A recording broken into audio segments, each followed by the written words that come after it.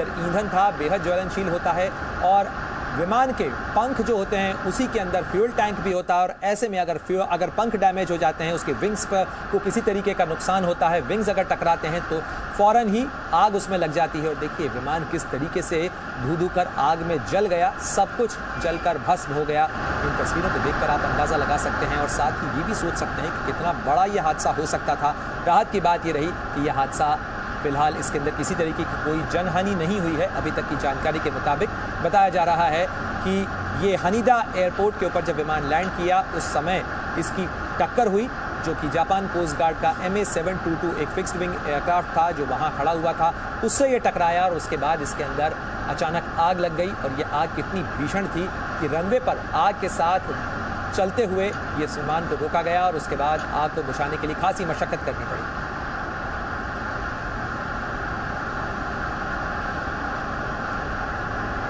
और देखिए ये दो तस्वीरें आपको दिखा रहे हैं, जिस समय विमान में टक्कर होती है, विमान की टक्कर होती है, उसके अंदर आग लगती है और उसके बाद देखिए कुछ ही सेकंड के अंदर कैसे आग के गोले के अंदर ये विमान तब्दील हो जाता है। और उसके बावजूद इसका चूंकि ये लैंडिंग कर रहा था, यानी रनवे पर ये चल रहा था, उसी दौरान ये हादसा हुआ और उसी दौरान इसमें आग भी लगी। विमान का मोमेंटम इतना था कि ये आग लगने के बावजूद आगे बढ़ता रहा। उस दौरान इसमें से जब ये रुक गया उसके बाद इसमें जो सवार लोग थे, 379 लोग इसके अंदर सवार थे, जो यात्री थे, जिसमें 8 बच्चे भी शामिल हैं, उनको सुरक्षित बाहर निकाला गया और साथ ही आग पर काबू पाने के लिए जो दमकल की टीमें हैं उन्हें तैनात किया गया। लेकिन उसके बावजूद आप देखिए दूसरी तस्वीर में कि आग कितनी भीषण थी, कितनी भयावह थी कि उसने कुछ ही देर के अंदर पूरे विमान को जलाकर राख कर दिया।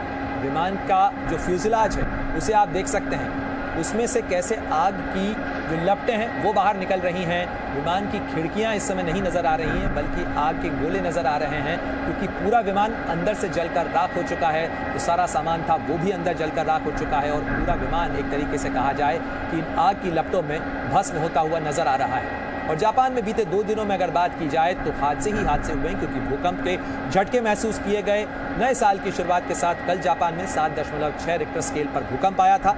उसके बाद सुनामी अलर्ट आया और इशिकावा के इलाके के अंदर 5 मीटर से ज़्यादा की लहरें उठती हुई देखी गई और उसके बाद अब टोक्यो एयरपोर्ट पर यह हादसा हुआ है। तो देखिए जलता हुआ विमान और साथ ही इस आग को बुझाने के लिए किस तरीके से दमकल की गाड़ियाँ तैनात की गई हैं। करीब 60 से 80 गाड़ियां जो हैं वो अलग अलग मोर्चों के ऊपर तैनात की गई हैं। जापान के फायर डिपार्टमेंट की तरफ से, जो टोक्यो का फायर डिपार्टमेंट है, और साथ ही एयरपोर्ट के ऊपर जितनी दमकल की गाड़ियां थीं सभी को तैनात किया गया इस आग को बुझाने के लिए।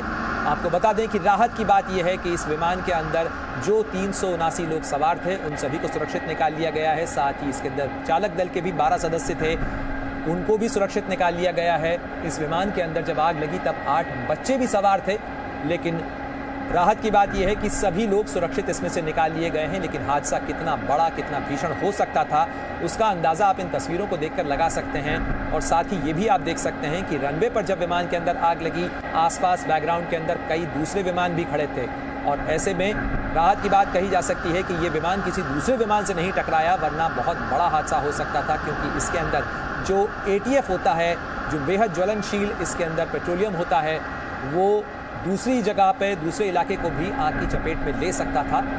लेकिन इसे पायलट का भी कौशल कहा जाएगा कि उसने विमान को डेविएट नहीं होने दिया और उसके बाद जैसे ही विमान रुका इसमें से लोगों को सुरक्षित निकाल लिया गया और साथ ही आग पर काबू पाने के लिए जो तमाम उपाय थे वो भी किए गए। एक बार फिर आपको दिखा रहे हैं, देखिए ये वो विमान है जापान एयरलाइंस का फ्लाइट 516 जो कि हादसे का शिकार हुआ। ये डोमेस्टिक एयरपोर्ट है टोक्यो का, जिसे हनीदा एयरपोर्ट कहा जाता है। इस हनीदा एयरपोर्ट के ऊपर ये विमान हादसे का शिकार हुआ और स्थानीय समय के मुताबिक करीब 5:30 बजे का वो वक्त था जब ये विमान लैंड हुआ और उसके बाद ये रनवे पर ही था जिस समय इसकी टक्कर होती है। जापान कोस्ट गार्ड का एक विमान बताया जा रहा है जिससे कथित तौर पर इसकी टक्कर हुई और उसके बाद ही इसमें ये आग लगी।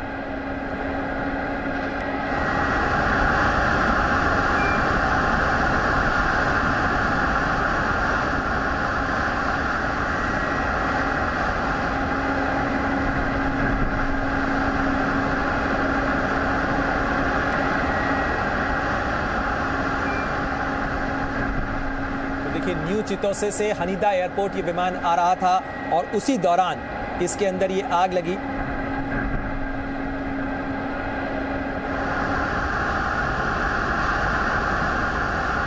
और जापान के प्रधानमंत्री फूमियो किशिदा की तरफ से भी एक मीटिंग बुलाई गई है इसके सिलसिले में, जिस तरीके से यह हादसा हुआ उसके बाद।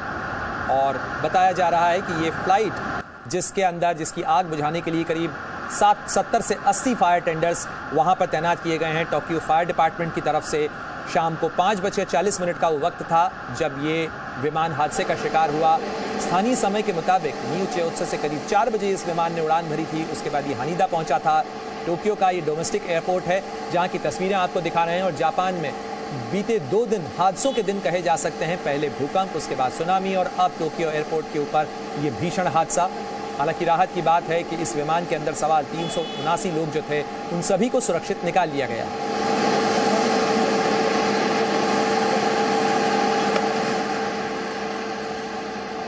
और कितना भीषण ये हादसा हो सकता था इसको समझने के लिए रिटायर्ड एयर कमोडोर हमारे साथ जुड़ गए हैं।